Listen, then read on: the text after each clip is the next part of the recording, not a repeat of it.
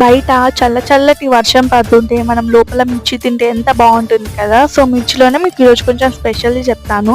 దానికోసం కొంచెం నువ్వులు వేయించుకొని 30 minutes ముందే నానబెట్టుకున్న చింతపండుని 2 మిక్సీ చేసుకోవాలి. మిక్సీ చేసుకున్న పేస్ట్లో కొంచెం ఉప్పు, కారం, అల్లిమిల్లిగడ్డ పేస్ట్ అండ్ కొంచెం ధనియా పౌడర్ వేసుకొని మంచిగా మిక్స్ చేసుకోవాలి. తర్వాత కొన్ని మిరపకాయలు తీసుకొని అందులో మధ్యలో కట్ చేసుకోవాలి. కట్ చేసుకున్న తర్వాత అందులో ఉన్నవన్నీ తీసేసేయాలి.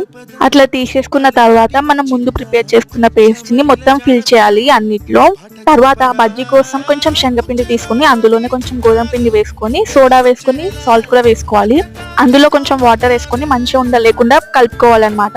ఇట్లా కలుపుకున్న తర్వాత కొంచెం సైడ్ కి పెట్టుకోవాలి. తర్వాత బజ్జీ వేసేసుకోవడమే.